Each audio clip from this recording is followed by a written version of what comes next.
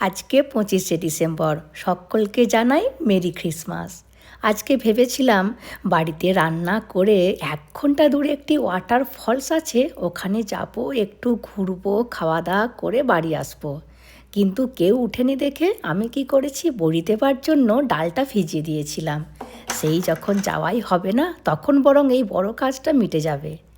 আর যা বড়ি আছে আর 2-3 দিনের মতোই হবে। আর কবে থেকে ভাবছিলাম বড়ি দেব, কিন্তু ওদের হাফ ইয়ারলি পরীক্ষা শুরু হয়ে গিয়েছিল আর সময় পাইনি।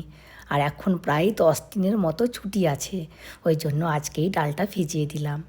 আর এই মেশিনটিতে ইডলি ধোসার ব্যাটার বানাই, আর এতে চাল গুঁড়ি ডাল বাটা খুব ভালোভাবে হয়। আর ডাল বাটার পরে অনেকক্ষণ ধরে ডাবতে হয়, হাতে লাগে। তো এই মেশিনটি করে বাটলে ডাবতে হয় না, একেবারে ডেবে উপরে উঠে, এটাই সুবিধা। তবে এই ডালগুলি বাটতে 40 মিনিটের মতো সময় লাগবে, কিন্তু চাল খুব তাড়াতাড়ি বাটা হয়ে যায়। 1 কিলো চাল বাটতে 25 থেকে 30 মিনিট সময় লাগে। শুধু মাঝে মধ্যে একটু একটু জল দিতে হবে, আর হাতটা নিচে রাখতে হবে। যেমন শিলে বাটার সময় হাত দিয়ে মশলাগুলো নোড়ার মাঝে রাখতে হয়, ঠিক তেমন এখানে হাত দিয়ে রাখতে হবে। আর যত হাত দিয়ে ডালটাকে অ্যাডজাস্ট করা যাবে, তত তাড়াতাড়ি ডালটা বাটা হয়ে যাবে। কি দেখছিস? হ্যাঁ, দেখছিস বড়ি বাটা? Good morning. ব্রাশ করেছিস? করবে, যাও ব্রাশ করেছো। অনেক গুড গার্ল ছেলেটা। এখন প্রায় 30 মিনিটের মতো হয়ে গেছে, আর বাটাটা প্রায় হয়ে এসেছে। আর মিনিট 10-এর মধ্যে তুলে নেব।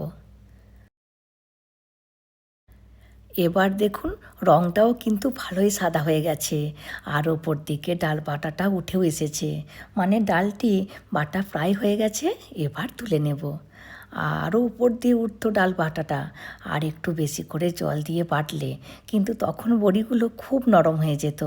আর খুব নরম বড়ি আমার আবার পছন্দ নয়, ওতে কি হয়, ভাজার সময় তেলটা বেশি লাগে। নরম বড়ি খেতে কিন্তু খুব ভালো লাগে। আর এখন আমি যেমনভাবে ডালটা বেটেছি, এতে বড়িটা খুব নরমও হবে না, আবার খুব শক্ত হবে না। ব্যাস, বন্ধ করে দিয়েছি, গায়ে যেটুকু আছে লেগে হাতে করে তুলে নেব। আর এই মেশিনের চাকাগুলোও পাথরের আর নিচেটাও পাথরের, ওই জন্য শিলে বাটার মতো হয়ে যায়, বরং তার থেকেও ভালো বাটা যায়। যাই হোক বাবা, ডাল বাটার কাজটি মিটল। এবার জল দিয়ে রেখে দেব, আক্কা এসে ধুয়ে দেবে মেশিনটিকে। আর এখানে দিদিভাই সব থালাগুলোতে তেল বুলিয়ে রোদে দিয়ে দিয়েছে। আজকে রোদটা মোটামুটি ভালোই বেরিয়েছে, মনে হয় আজকেই বড়িগুলো উঠে যাবে। আরও মনে হচ্ছে 2টো থালা লাগবে, অনেকটাই বাটা আছে। যাই হোক, চলুন ছাদে যাই, একেবারে ছাদেই বসে বসে দিয়ে দেব, তো বড়িগুলো দেওয়ার সাথে সাথে রোদও পেয়ে যাবে।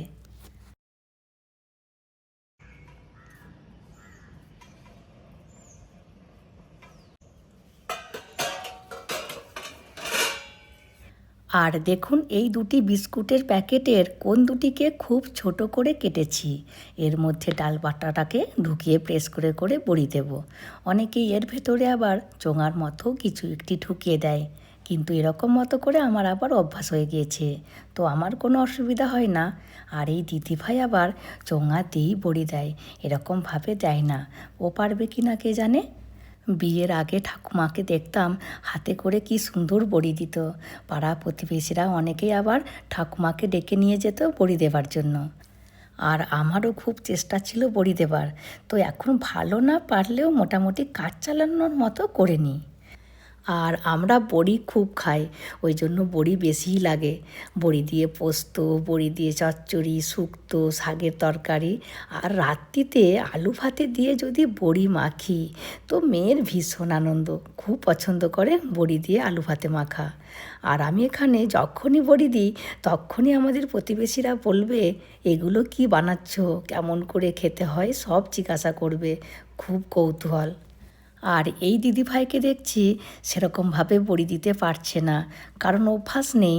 তাছাড়া বাড়িতে নাকি দিদিভাইয়ের শাশুড়ি ননদ সবাই মিলে বড়ি দিয়ে দেয়, ওই জন্য বেচারি এখানে দিতে পারছে না। আর আমি ওকে যেই বলেছি তুমি নিচে চলে যাও আমি দিয়ে দেব, তো তখনই ওর মনটি খারাপ হয়ে গিয়েছে, কিছুতেই যেতে চাইছে না।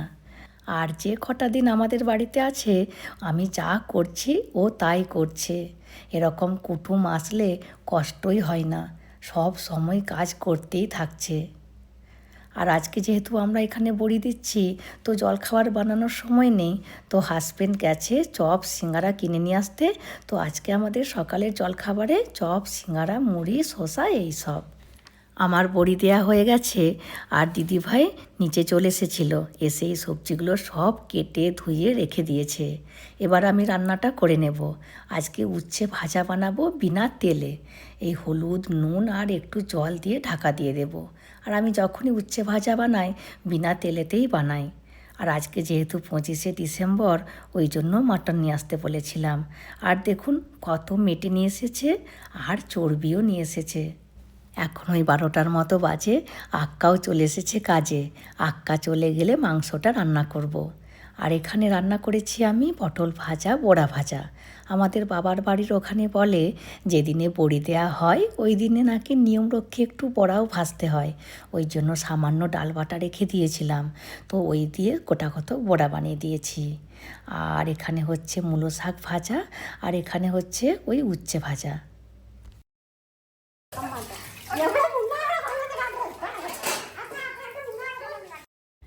আক্কা যতক্ষণ রান্নাঘরে থাকবে ওই ক্যার ক্যার করতেই থাকবে। আবার আক্কা 2 দিন ছুটি নেবে, কারণ আক্কা মন্দিরে যাবে আর ওই ভোগতে হবে, মানে ওই সন্ন্যাসী হবে আর মালা পরবে, তো মন্দিরে যাবে, তো তখন 2 দিন ছুটি নেবে, তো তখন আমাদের সবার একটু কষ্ট হবে। যাই হোক, এবার মাংসটা বসিয়ে দিয়েছি, আর এতক্ষণে পুচকু আমার ভিডিওটি করে দিচ্ছিল, আর এখন দেবরাজ ভিডিওটি করে দিচ্ছে। আমি ক্যামেরাম্যানগুলো কিন্তু বেশ ভালোই পেয়েছি। এখন 1:30টার মতো বাজে, রান্নাও হয়ে গেছে, এবার সবাই মিলে খেতে বসে পড়ব। আর আজকের এই বিশেষ দিনে আমরা সবাই মিলে কলা পাতায় করে খাবো। আর দাদাভাইও খুব খুশি হয়েছেন কলা পাতা দেখে, বলছেন দেশে তো এখন কলা পাতা দেখাই যায় না, আর তামিলনাড়ুতে আবার কলা পাতাতেই মানুষজন খায়। আর এখানে দিদিভাই ভাতটা দিচ্ছে, চলুন আমি বরং মাংসটাকে একটি জায়গায় ঢেলে নিই। আর আজকে রান্না বলতে এই 4 রকমের ভাজাভুজি আর মাংস বানিয়েছি, আর কিচ্ছু করিনি, অবশ্য সময়ও পাইনি। আর মাংসটার রঙটা দেখুন কি সুন্দর হয়েছে, তেল কিন্তু খুব কম দিয়েছি আর মশলাও খুব কম দিয়েছি, আর খুব পাতলা করে ঝোল করেছি। আর এই জায়গাটার মধ্যে তুলে নিই, তাহলে দিতে সুবিধা হবে।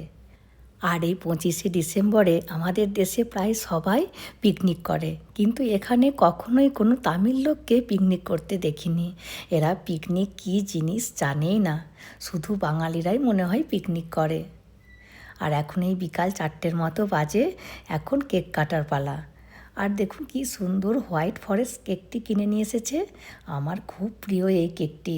ব্ল্যাক ফরেস্টের থেকেও হোয়াইট ফরেস্টটি কেকটি খেতে বেশি ভালো।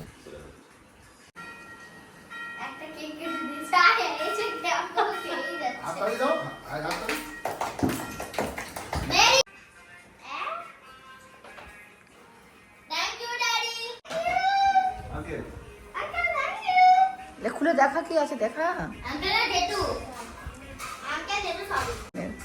এখানে নিচে খুল, নিচে নামিয়ে খোল।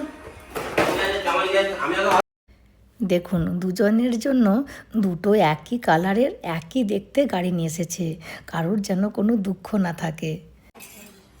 ঠিক আছে,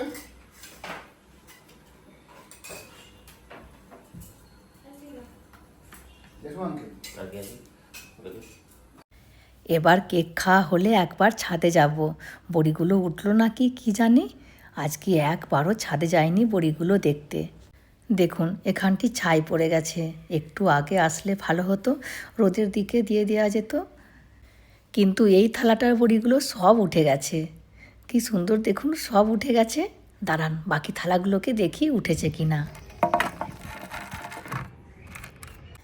না, এই থালাটার বড়িগুলো উঠেনি।